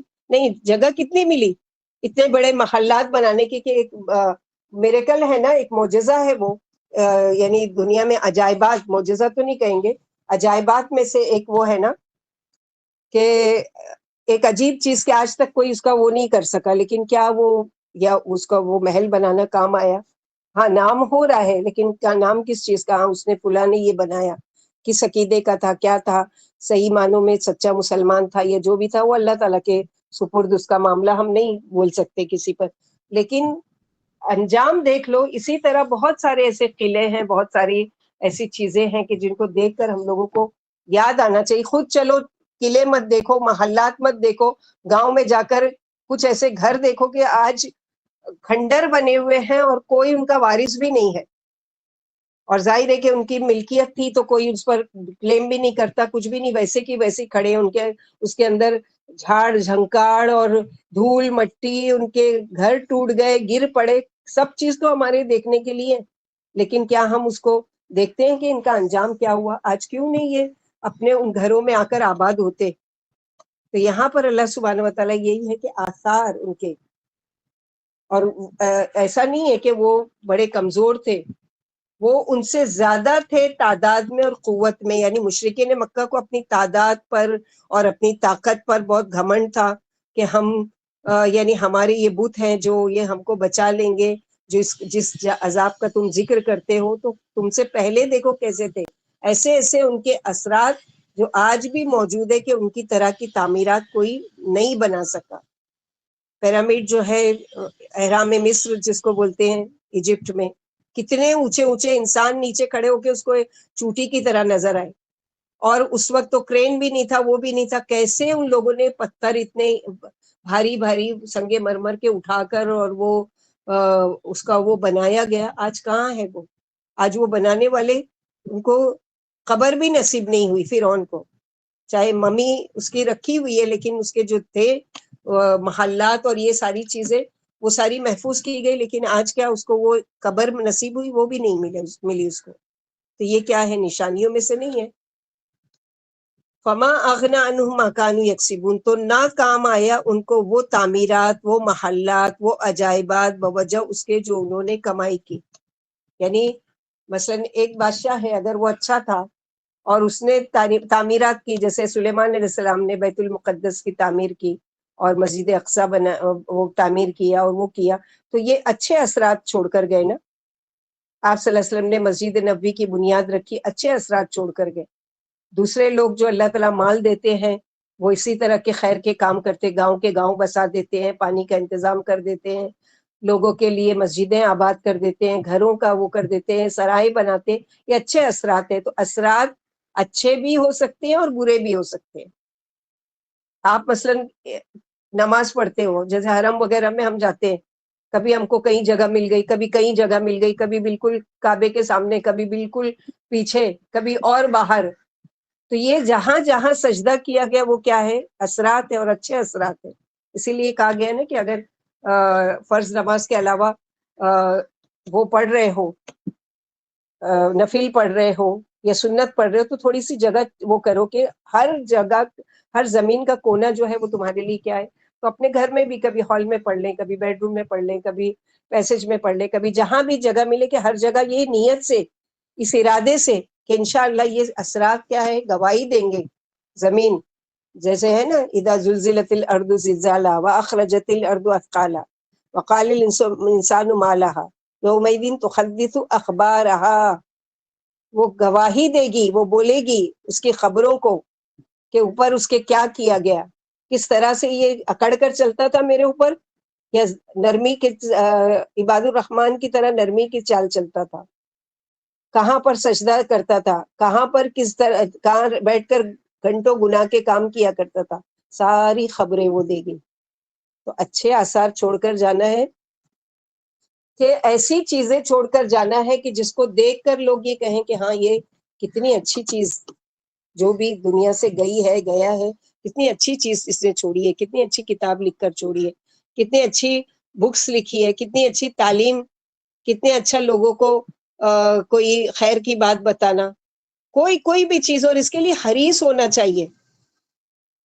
اور ایسا نہیں وہ سوچنا چاہیے کہ اچھا کوئی بڑا موقع ملا تو میں یہ کروں گی, نہیں, چھوٹی چھوٹی چیزیں میں بھی سوچیں کہ پتہ نہیں میں نہیں بڑی پلاننگ بناؤں میں کہ کوئی بڑا مدرسہ میں کھولوں اور پھر وہاں جا کر میں پڑھانا شروع کروں, اور پھر اتنے اسٹوڈنٹ آنا چاہیے تو پھر میری کلاس چلے, تو یہ کرے, تو وہ پلاننگ میں ہی زندگی ختم ہو جائے گی. نہیں, کسی ایک کو کچھ سکھا دو, کسی ایک کے لیے کچھ وہ کر کے جاؤ, تاکہ وہ تمہارا نام اچھے نام کے ساتھ تم کو یاد کرے. یہ بھی آثار میں سے, آثار ضروری نہیں کوئی چیز کوئی جگہ, نام بھی اپنا اگر وہ اچھے سے گواہی دیں گے اللہ تعالیٰ کے, تو وہ بھی آثار میں سے وہ بھی لکھے جائیں گے.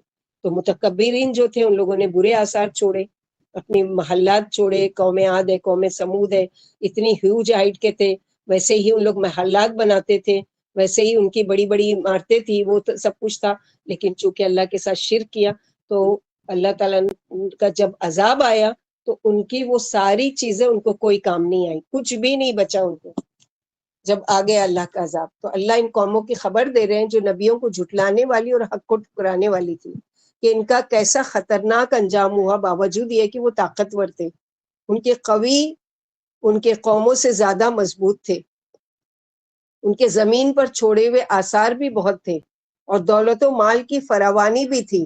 فرعون نے تو پوری کے پورا ملک بسایا تھا نا, بڑے بڑے اونچے اونچے محلات اور یہ وہ, لیکن اللہ تعالیٰ کیا کہتے کہ بعد میں ہم نے بنی اسرائیل کو اس کا وارث بنایا, لیکن انہیں اللہ کے عذاب سے کوئی چیز بھی, یعنی کیا نکلا, کیا لے کر گیا ہوگا جس دن نکلا ہوگا موسیٰ علیہ السلام اور بنی اسرائیل کا پیچھا کرتے ہوئے, سب کے ایک ایک گھوڑے ہوں گے, بہت سے بہت جو لباس پہنا ہوا ہوگا, شاہی لباس ہوگا یا جو بھی ہے وہ ہوگا, گلے میں اگر سونے کے ہار پہننے کے وہ تھی, کڑے کنگن پہننے کے وہ تھے, کیونکہ پہلے کے بادشاہ جو تھے یہ ساری چیزیں استعمال کرتے تھے, ان کے اس کے وزیر ہوں گے, اس سے کم سونا پہنے ہوں گے یا جو بھی, کیا لے کر نکلے, محل کو اٹھا کر سر پر لے کر نکلے کہ اب ہم جا رہے ہیں, یا اس سوچ سے نکلے کہ واپس تو آنا ہی ہے, لیکن نہیں آ سکے. ہو سکتا ہے کہ سوچ کے بھی نکلے ہوں گے, آ جائیں گے اور بدلہ لیں گے, بنی اسرائیل کو قیدی کر کے لے کر آئیں گے اور اپنی غلامی میں لائیں گے, وہ سب سوچ کے, لیکن کیا واپس آ سکے ان محلات میں؟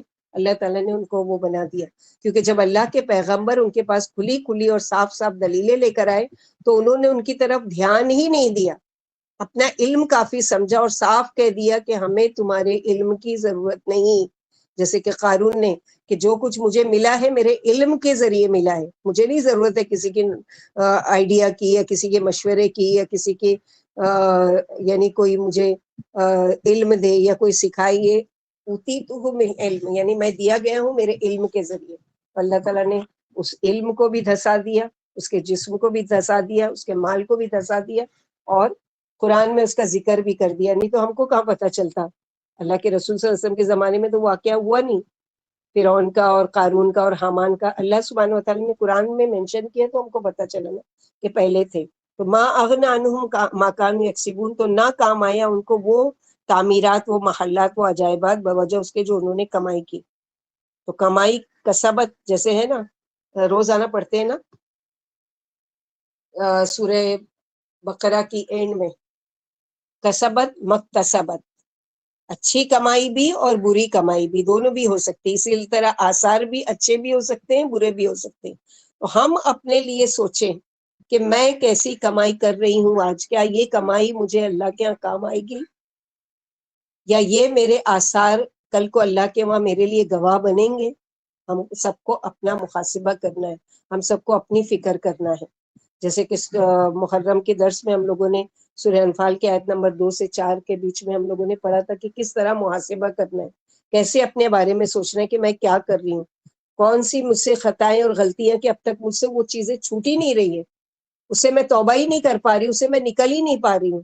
اس کے لیے کیا میں نے رو کر گڑ گڑا کر اللہ سے دعا مانگی، اللہ تعالیٰ مجھے نیکوکاروں میں سے بنا دو، والحقنی بالصالحین. کیا میں نے فکر کی اس بات کی، یا مجھے اس چیز کا غم لگا کہ مجھ سے یہ عادت کیوں نہیں چھوٹ رہی ہے، یا اللہ تعالیٰ کی نافرمانی کے کام مجھ سے کیوں نہیں چھوٹ رہے، میں کیوں نہیں توبہ کر پا رہی ہوں، کیوں نہیں اس سے بچ پا رہی ہوں. میں اس چیز کے ہم لوگوں کو فکر کرنا چاہیے. انسان فردن اپنا محاسبہ خود کرے. حاسبو قبل ان تحاسبو، اپنا حساب خود کر لو آج، اس سے پہلے کہ کل تم سے حساب لیا جائے. اللہم حاسبنا حسابا یسیرا یا رب. فلما جاءتهم رسلهم بالبينات فرحوا بما عندهم من العلم وحاق بهم ما كانوا به يستهزئون. پھر لائے ان کے پاس ان کے رسول کھلی کھلی نشانیاں، تو وہ جو ان کے پاس یعنی جو پرانے عقیدے اور علم تھے جہالت والے، اس پر وہ مگن رہے. ان کو بتایا کہ کوئی خوشی یعنی ان کو جو سنایا گیا جو اس پر ان کو کوئی خوشی نہیں ہوئی. خود ساختہ نظریات، تہمات، شرکیہ عقیدے، وہ اسی پر خوش تھے. یعنی جو اللہ تعالیٰ کی بات آئی چاہیے تھا کہ یہ اس پر خوش ہو جاتے، لیکن ان لوگوں نے اس کی خوشی کا اظہار نہیں کیا، بلکہ کیا کیا، دھیان بھی نہیں دیا، ان کی طرف دیکھا بھی نہیں، ان کو ناکافی سمجھا کہ یہ کیا ہم کو وہ کریں گے، اور یہ کیا ہم کو اللہ کے عذاب سے بچا سکیں گے، یہ ساری چیزیں. فلما رأوا بأسنا قالوا آمنا بالله وحده وكفرنا بما كنا به مشركين. پھر لائے ان کے پاس ان کے رسول کھلی کھلی نشانیاں، پھر تو گھیر لیا ان کو. پھر جب دیکھا ان لوگوں نے بأسنا یعنی ہمارا عذاب، تو گھیر لیا ان کو اس چیز نے جس کا وہ مذاق اڑایا کرتے تھے. پھر جب انہوں نے ہمارا عذاب دیکھ لیا تو کہنے لگے ہم ایمان لائے اللہ پر، اکیلے اسی پر. تو اب ایمان لانا کس کام کا، یعنی جب انہوں نے ہمارا عذاب دیکھ لیا تو اب آنکھیں کھلی، ہوش اڑ گئے، کہنے لگے ہمارا ایک اللہ پر ایمان ہے اور ہم تمام معبودوں سے بیزار ہیں. لیکن یہ وقت توبہ کرنے، رونے دھونے اور ندامت و پشیمانی کا نہیں ہے. اب لاکھ عذر و معذرت کرو، بے سود ہے، تیر کمان سے نکل چکا ہے. فرعون نے بھی جب دیکھا تھا کہ دریا کی خوفناک موجیں اسے اور اس کی فوج کو یعنی ڈبونے پر ہیں اور بہا کر فنا کر دے گی، تو اس نے بھی کہا تھا آمنت انہ لا الہ الا اللہ، سورہ یونس آیت نمبر 90. میں اس اللہ پر ایمان لے آیا جس سے کہ سوا کوئی عبادت کے لائق نہیں ہے، جس پر اسرائیلیوں کا ایمان ہے، اور میں مسلمان ہوتا ہوں. اللہ نے کیا جواب دیا تھا، آنا وقد عصیت قبل، سورہ یونس آیت نمبر 91. کیا اب ایمان لا رہا ہے اور اس سے پہلے نافرمانی کرتا رہا اور دنیا میں ادھم مچاتا رہا. اللہ نے اس کا ایمان قبول ہی نہیں فرمایا، کیونکہ اللہ نے اپنے پیارے نبی حضرت موسیٰ علیہ السلام کی دعا قبول فرما لی تھی، جو آپ نے دعا مانگی تھی سورہ یونس آیت نمبر 88 میں، وَاشْدُدْ عَلَىٰ قُلُوبِهِمْ، اے اللہ ان کے دل اور سخت کر دے، یہ ایمان نہ لائیں جب تک کہ دردناک عذاب نہ دیکھ لیں. پھر فرمائے کہ اللہ کا حکم ہے کہ جو عذاب دیکھ کر ایمان لائے اس کا ایمان رد کر دیا جاتا ہے. اسی لیے حدیث میں ہے کہ اللہ غرغرے سے پہلے انسان کی توبہ قبول فرما لیتے ہیں، لیکن جب جان کھینچ کر حلق میں اٹک جاتی ہے، فرشتے نظر آنے لگتے ہیں اور دنیا سے آس ٹوٹ جاتی ہے، تو اب تو توبہ ناقابل قبول ہے. پھر فرمایا اس وقت کافر خسارے میں رہیں گے اور ان کا ایمان ٹھکرا دیا جائے گا. تو اللہ تعالیٰ سے دعا ہے کہ اللہ ہمیں توحید پر قائم رکھے اور اسی پر اپنے پاس بلا لے.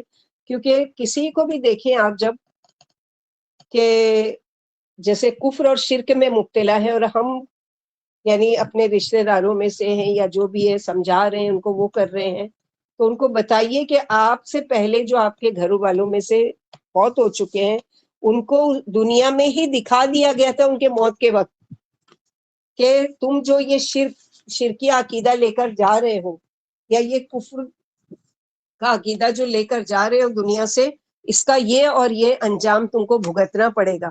اب وہ اتنے بےکس اور بے بس اور مجبور ہوتے ہیں کہ اپنی اولادوں کو چاہتے ہیں کہ ہم یہ پیغام پہنچا دیں، بتا دیں، لیکن ان کو نہیں موقع دیا جاتا ہے. یا خود توبہ کر لیں، فرشتوں کو دیکھ لیا، وہ کر لیا، اب عذاب کو دکھا دیا گیا، ان کا ٹھکانہ دکھا دیا گیا. اب ان کو وہ خود چاہتے ہیں کہ وہ توبہ کریں. دیکھتے ہیں نا بعض لوگوں کو سکرات کی حالت میں ہوتے ہیں آنکھوں سے آنسو جاری ہوتے ہیں، بعض کے شکر کے طور پر ہوتے، یعنی اچھے وہ نیکوکار تھے وہ تھے، ان کو جب اللہ کی نعمتیں دکھائی جاتی ہے تو اس کے شکر کے طور پر ان کے آنسو نکلتے ہیں، لیکن زبان بند ہو چکی ہوتی ہے، یہ نہیں بتا سکتے کسی کو ہم کیا دیکھ رہے ہیں. اور بعض ایسے ہوتے ہیں کہ عذاب دکھا دیا جاتا ہے، اسی لیے ان کے چہرے سے ہی نظر آ جاتا ہے کہ نیکوکاروں کے چہروں پر دیکھیں گے کبھی بھی اسمائل، تھوڑی خوشی، تھوڑا سا چہرہ مسکرانے والا. اور جو بدکار ہوتے ہیں، جو گناہگار ہوتے ہیں، جو شرک اور بدعت پر جن کی جانیں نکل رہی ہوتی ہیں، ان کے چہروں پر آپ دیکھیں گے تو ان کے چہروں سے ہی پتہ چل جاتا ہے کہ وہ کتنی کرب اور اذیت میں مبتلا ہیں، کتنی ان کو تکلیف ہو رہی ہے، کتنا ان کی جان کو، کیونکہ وہ نہیں نکلنا چاہتی نا اس کی روح، اس کو انجام بتا دیا جاتا ہے کہ اب یہ کہاں ڈالی جانے والی ہے. سجین میں، جہاں پر پہلے سے ہی عذاب تیار کیا گیا، قبر میں بھی عذاب، سجین میں بھی عذاب، قیامت کے دن کھڑے ہونے کے دن بھی رسوائی، اور پھر جہنم کا عذاب ہمیشگی والا. تو ہمارے لیے ان ساری آیتوں میں کیا سبق ہے کہ اللہ تعالیٰ سے سچے دل سے توبہ کریں، معافی مانگیں، اور اللہ تعالیٰ سے جانے انجانے میں کبھی کوئی شرک کیا بات بھی زبان سے نکلی ہے تو اس کے لیے بھی اللہ سے معافی مانگے. اللہ ربی لا اشرک بہ شیئا. جب بھی حالات ایسے آ جائیں کہ ہمارے دل میں اگر کوئی کفر کی بات بھی سوچ بھی آ جائے تو اس پر بھی اللہ تعالیٰ کے ساتھ یہی دعا کرنا، اللہ ربی لا اشرک بہ شیئا، فوراً اقرار کہ اللہ میرا رب ہے، نہیں میں شریک ٹھہراتی اس کے ساتھ کسی کو بھی. وہیں پر زبانی بول کر کہ یا اللہ میرے دل میں خیال آیا، اللہ تعالیٰ مجھے معاف کر دیجئے. میری زبان پر آ جاتا تو کتنا فرشتے لکھتے، میرے اعمال نامے میں وہ موجود ہوتا. اللہ تعالیٰ نے مجھے پہلے ہی اس سے بچا لیا کہ میں اپنے آپ سے اللہ کے سامنے اقرار کرتی ہوں کہ اللہ ربی لا اشرک بہ شیئا، کہ اللہ میرا رب ہے، میں اس کے ساتھ کسی کو بھی شریک نہیں ٹھہراتا. تو ہمارے لیے بھی اللہ تعالیٰ سے دعا کرنا چاہیے، اللہم ارزقنا الاخلاص و حسن الختام. اللہم ثبتنا بالقول الثابت فی الحیاۃ الدنیا وفی الآخرہ. اللہم ثبتنا بکلمۃ لا الہ الا عند الموت، من آخر کلامہ لا الہ الا اللہ دخل الجنہ. جس کا آخری کلام لا الہ الا اللہ ہوگا تو دخل الجنہ.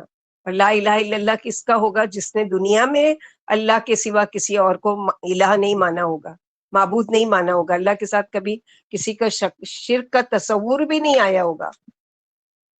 کسی بھی معاملے میں ہم لوگ خالی عبادت کے بارے میں سمجھتے نا کہ اللہ کے سوا کسی اور کے آگے سجدہ نہیں کرنا ہے، اللہ کے سوا کسی اور کے آگے وہ نہیں کرنا ہے. نہیں، اللہ کے سوا کسی اور کے بارے میں نفع و نقصان کا مالک ہے، یہ بھی شرک ہے کہ فلاں میرا یہ بگاڑ دے گا، فلاں میرا نقصان کر دے گا، فلاں میرا وہ وہاں چلی گئی تو ایسا ہو جائے گا، یہ ہو جائے گا. نہیں، اگر آپ کی موت لکھی ہے یا آپ کے لیے حادثہ لکھا ہے یا آپ کا وہاں جانا لکھا ہے تو آپ نہ چاہتے ہوئے بھی جاؤ گے. بعض جگہ ایسا ہوتا ہے نا کہ ساری تیاری ہے، سب کچھ ہے، لیکن پتہ نہیں دل نہیں چاہ رہا ہے کہ جاؤں میں، تو میں نہیں جاتی ہوں، جانے دو. لیکن آخر وقت میں کیا ہوتا ہے؟ آپ چلے جاتے ہو، اور جاتے ہو، موت لکھی ہوتی ہے، موت آ جاتی ہے، کوئی نقصان لکھا ہوتا ہے، نقصان ہو جاتا ہے، جو بھی ہونا ہوتا ہے وہ چیز، وہ وہاں کا رزق لکھا ہے. تو ساری چیزیں تو یہی سوچے کہ یعنی دنیا میں بھی اللہ تعالیٰ ہم کو بھلائی کے ساتھ رکھے. ربنا آتنا فی الدنیا حسنہ وفی الآخرۃ حسنہ وقنا عذاب النار. کہ اصل کامیابی تو یہی کہ اللہ تعالیٰ جو یہ جہنمیوں کی صفتیں پڑھی، اللہ تعالیٰ اس آگ سے، اس عذاب کے جہنم سے ہم سب کی حفاظت کرے، اللہ سبحانہ وتعالیٰ ایسے اعمال سے بھی حفاظت کرے کہ جو جہنم میں لے جانے والے ہیں۔ اللہم انا نعوذ بک من عذاب جہنم وما قرب الیہا قول و عمل، نہ بات سے نہ عمل سے کوئی ایسا حرکت ہم سے سرزد ہو کہ جہنمیوں والے عمل کریں کہ جس کی وجہ سے اللہ تعالیٰ کے عذاب کی مستحق ہو۔ اللہم اغفر لنا من عذابک یا ارحم الراحمین، اللہم انی اعوذ بک من عذاب جہنم وما قرب، اللہم انی اعوذ بک من عذاب القبر وعذاب جہنم ومن فتنة المسیح الدجال ومن فتنة میں کیا ہے وہ، اللہم انی اعوذ بک من عذاب القبر وعذاب جہنم ومن فتنة المحیا والممات ومن فتنة المسیح الدجال۔ اللہ تعالیٰ زندگی اور موت کے فتنے سے بھی، آزمائش سے بھی، ان ساری چیزوں سے ہم اللہ کی پناہ میں آتے۔ ربنا تقبل منا انک انت السمیع العلیم وتب علینا انک انت التواب الرحیم۔ سبحان ربک رب العزت عما یصفون وسلام علی المرسلین والحمد للہ رب العالمین۔ سبحانک اللہم وبحمدک اشہد ان لا الہ الا انت استغفرک واتوب الیک۔ کل اور پرسوں ٹیوزڈے ویڈنسڈے کو عاشورے کا روزہ ہے انشاءاللہ باذن اللہ، سب کوشش کریں گے، اپنی استطاعت ہے تو ضرور رکھیں گے انشاءاللہ۔ ٹیوزڈے کی کلاس تو ہوگی نئے بیچ کے لیے، لیکن ویڈنسڈے کو سب کی چھٹی ہوگی انشاءاللہ۔ اللہ تعالیٰ ہماری کوششوں کو قبول کرے، ہم کو ہمت اور طاقت دے، صحت و تندرستی دے کہ ہم اللہ تعالیٰ کا بہترین عبادت کریں۔ اللہم اعنا علی ذکرک و شکرک و حسن عبادتک یا ارحم الراحمین۔ صلی اللہ علیہ النبی۔ السلام علیکم ورحمۃ اللہ وبرکاتہ۔